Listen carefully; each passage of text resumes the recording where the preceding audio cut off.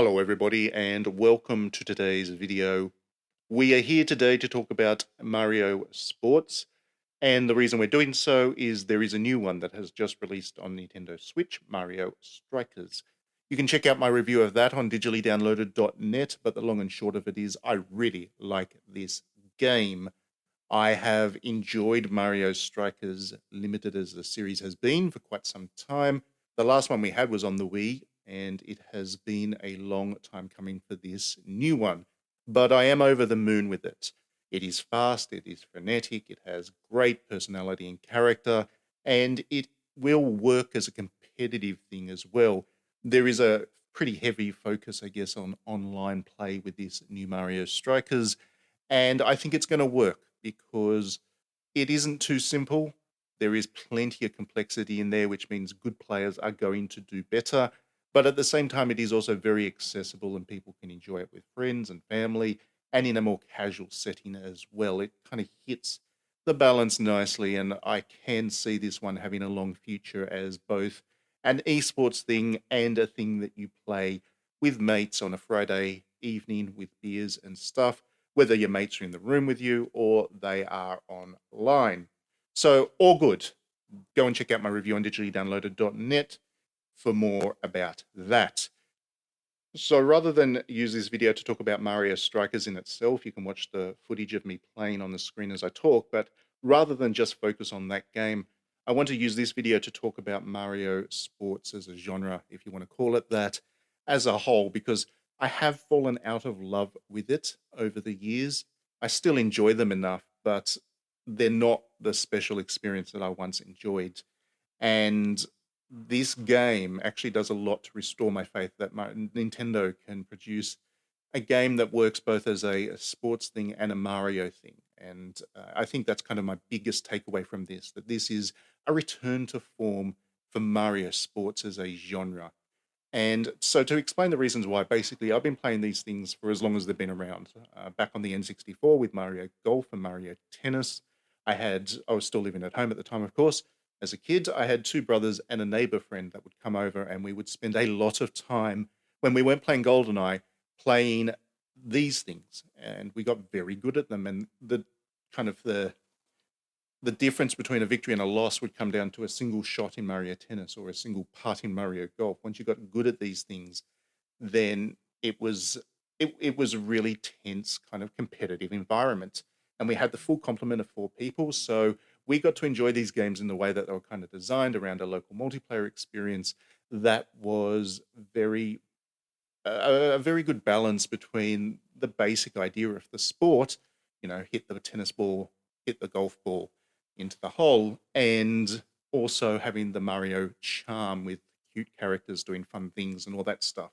So those two games really got me hooked into Mario Sports, and we did, like I said, spend a lot of time playing them as kids.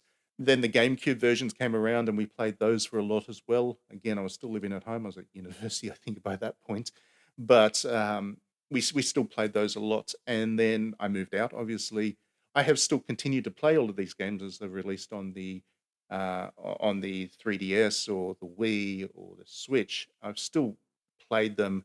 I've still enjoyed them, and I've still played them in the way that they've been kind of designed. So there have been online modes added, and that allows you to play with friends or randoms online. So I've still kept with the kind of the online and multiplayer focus of these games. But for me, they've lost a lot of the magic, and the reason is they've become very gimmicky, very, very gimmicky. So you look at the more recent Mario Tennis games, for example, and they all follow the same formula. You hit ball, hit ball, hit ball, hit ball, build up the superpower attack version of whatever character you're using, and then unleash it. And then it may well get you a winner, or the opponent, especially in later ones, the opponent would get it back, and then the rally would continue on.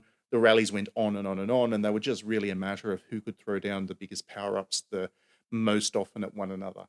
Meanwhile, Mario Golf, which I still enjoy the core mechanics of, has become very gimmicky as well. The most recent one on Nintendo Switch, for example, it only had one or two courses that were genuine golf courses. After that, you started getting to these places which were you need to hit the ball into a tornado to lift it up a cliff so you can get the ball to the to the whole. Or there was also that battle royale thing that they threw in there as well. Well, not battle royale, the multiplayer thing that they threw in there as well. So they lost focus away from the golf mechanics, and as a result, I haven't really picked that up since I reviewed it. In fact, I think they released some DLC courses that I've never even touched, because I just assumed that they'd add in more gimmicks and stuff. And it's a big contrast to the original Mario Golf, which got released on the Nintendo Switch N64 online thing, and I have played that a lot again since I had it there. And that game is kind of the polar opposite. It is mostly golf courses. Yes, those golf courses become increasingly challenging and quite odd in design in comparison to real world golf courses, but they are still golf courses without the tornadoes, without the power ups, without the gimmicks, without all that nonsense. And you can just sit there and enjoy playing golf, which is ultimately what I want to do. When I want to play a Mario sports game, I just want to play the sport with the Mario characters on it. I don't want this kind of power up battle-a-thon, which just has very vague resemblance to the real sport, and that just doesn't do it for me. So what I like about this Mario Strikers is it does have all of those elements that I've been talking about with the regards to the power-ups and the super attacks and stuff. But at the same time, it doesn't put all its emphasis into those. They're there, you can use them, and they are pretty powerful. For example, hurling a red shell at an opponent will certainly give you a significant advantage in trying to take a shot for goal, but it doesn't overwhelm the experience. You still need to focus on passing the ball between players, setting up positioning plays, making sure that you can get the goalie out of position so you can kick the ball into the goal, and all the basic ideas of football or soccer are still there. And for me, that was immediately appealing about this thing, and it's going to keep me interested for quite some time, I think. That it is 4 or 5 on 5, including the goalies. It is 5 on 5 soccer and or football again, if you want to call it that. Whatever in Australia we call it soccer, so that's what I default to. But it is that kind of core sporting experience that is just enhanced with the power ups, and it has all the Mario charm in it too. The little cut scenes that you get when your characters score a goal are genuinely funny, and um, when your team is behind and concede another goal, the captain has a little tantrum, which is also genuinely funny and in keeping with the spirit of each of the characters. They've done a really good job of making sure that this is a Mario personality thing, but at the same time, it has the kind of the core appeal of football in there as well. So I guess the question then becomes, what's kind of the future of Mario sports, given that with the exception of this one, with the exception of Mario Strikers, they just keep escalating the gimmicky nature of them. And I am worried about the future of Mario sports, I must say. It's not that I think that Nintendo will stop producing them, because they are relatively low effort projects for Nintendo. They are relatively easy to produce, and they, I would imagine, would sell pretty well because they're trading on the IP of these amazingly valuable characters, and Nintendo has. So I do think that it's going to continue on. And it may well be just the case that while I have moved away from Mario Sports, they still appeal to the core in a way that Nintendo understands that obviously I don't. I mean, I don't know, maybe the 15, 16-year-old kids out there are absolutely loving these games for what they are and would find the Mario sports titles that I like to be quite bland by comparison, because they are relatively sedate and they don't have the arcade twitchiness that the later games have developed. So I don't know, maybe these are Nintendo's evolving this whole thing in the right way for Nintendo as a business. But where that leaves me, I guess, is a good question. I mean, I don't know. I don't know where things are going to go for Nintendo from here. I certainly hope that they find a way of rebalancing things, that people like me who just want to play the sport with Nintendo characters can still enjoy them, while also still finding ways to appeal to people that maybe want the party game, mini game, all energy, all action experience in there as well. And again, if I was to give advice to Nintendo, I would say that they should probably look at what they've done with Mario Strikers and use that as the model, because it does hit all the notes in the right way. It gives you a lot of fun to play as single player because you've got the cups to work through.